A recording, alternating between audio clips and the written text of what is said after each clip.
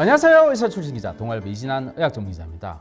자, 우리 포도막염 점시간에 이 정상과 피해야 될 생활 습관에 대해서 알아봤는데요.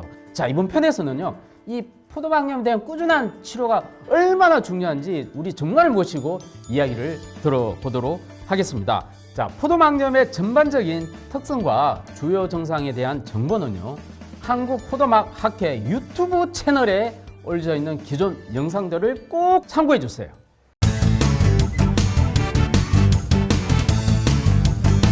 자, 오늘 전문가를 드디어 모셨습니다. 안녕하세요. 안녕하세요.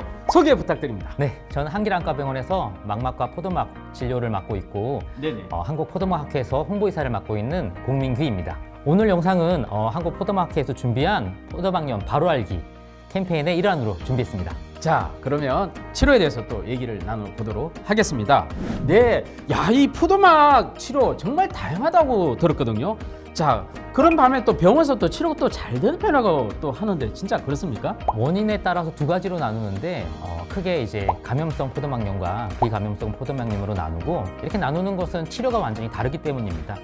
감염성 포도막염은 감염의 원인이 되는 바이러스나 박테리아 이런 쪽을 이제 진균 이런 쪽을 치료하는 약물을 주요하게 쓰고, 그다음에 염증을 떨어뜨리는 스테로이드를 같이 쓴다면 비감염성 포도막염은 일종의 자가면역 질환이라서 나의 면역을 떨어뜨리는 스테로이드가 주요한 치료가 되고요. 이렇게 약물을 적절하게 잘 썼을 때에는 대부분 환자에서 증상이 금방 호전되는 경우가 많습니다. 안심해도 될 것 같은데, 그죠?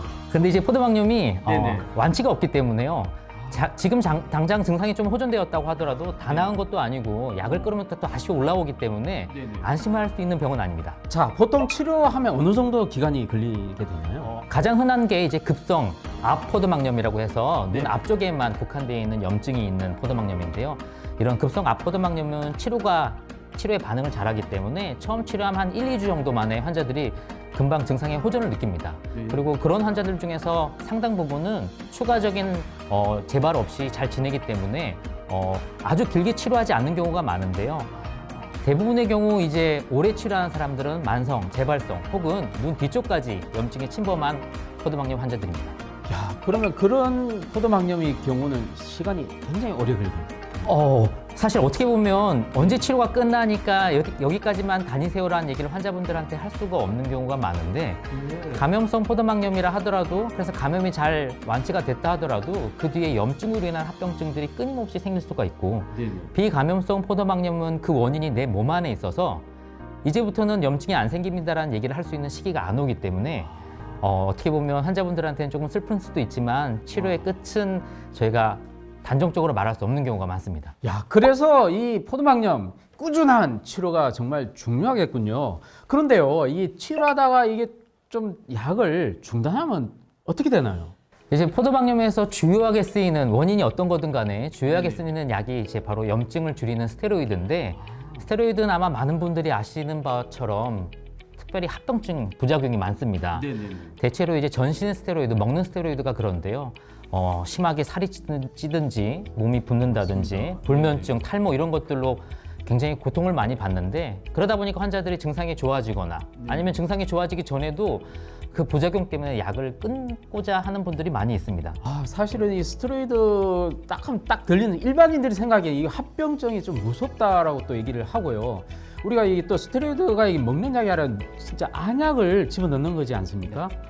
야, 눈에 띄는 안약이기 때문에 더 무서울 것 같다는 생각도 드는데, 혹시 이 장기 사용 시 생기는 부작용이 혹시 있을까요? 일단 안약 스테로이드는 환자분들이 바로 느끼는 불편함보다는 장기적으로 썼을 때 백내장이나 안압이 올라서 생기는 녹내장, 그리고 면역이 떨어져서 생기는 감염 등이 대표적인 합병증이고요.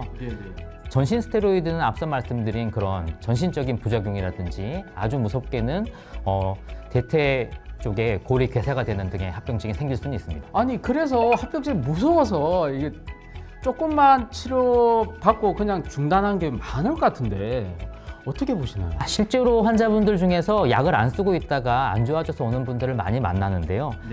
저희가 스테로이드의 부작용을 모르고 약을 드리는 건 분명히 아니고요. 환자분들이 힘든 걸 알지만 써서 얻을 수 있는 이득이 씀으로써 생길 수 있는 부작용보다 훨씬 더 클 경우에만 쓰는 게 원칙이고, 초기에는 염증을 강하게 잡기 위해 고용량을 쓰지만 환자분의 눈 속 상황에 따라서 빨리 약을 줄여 나가기 때문에 환자분들은 지금 힘들 수는 있어도 이게 반드시 필요한 과정이라는 것을 꼭 아시고 너무 심각한 부작용이 생기면 반드시 의사한테 현재 상황을 보고 약의 용량을 조절하는 것도 필요하고 임으로 줄이는 것은 어떻게 보면 이렇게 부작용 많은 스테로이드를 더욱 오랫동안 쓰게 만드는 이유가 되기 때문에 환자분들한테 좀 그렇게 임으로 조절하는 것은 주의를 부탁드린다고 말씀드립니다. 정말 중요한 얘기입니다. 이게 처음에는 강하게 스테로이드 쓰지만 차츰차츰 약한 스테로이드를 바꾸기 때문에 그렇게 큰 우려할 만큼 그런 부작용은 그렇게 우려하지 않아도 된다. 그렇게 봐도 될까요? 맞습니다. 환자분들이 일단 부작용이 있을 때 그 의사한테 이런 부분들이 힘들다는 것을 꼭 잘 말씀해 주셔야 되고요. 그러면 이제 저희들도 그거에 맞춰서 눈 속의 상황을 고려해서 더 약한 스테로이드나 더 약한 용량을 쓰거나 아니면 스테로이드를 줄이기 위한 다른 약물을 같이 쓰기 때문에요.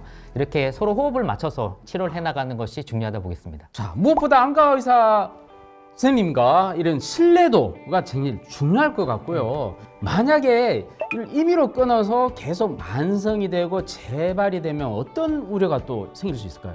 결국 포도막염이 시력을 떨어뜨리는 가장 큰 원인 중에 하나는 포도막염 염증 자체라기보다는 염증으로 인한 여러 가지 합병증 등인데 그래서 재발이나 만성이 돼서 염증이 여러 번 반복되거나 오래되면 역시 눈 안에 있는 여러 구조물들이 염증으로 인해서 망가지게 됩니다.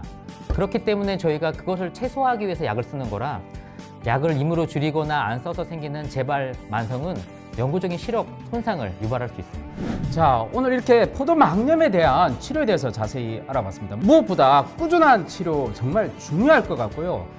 제대로 치료를 받지 않으면 절반이 재발한다고 합니다. 여러분 꼭 유념해서 꾸준한 치료 부탁드리겠습니다. 이 영상 도움이 되셨으면 구독과 좋아요 눌러주세요.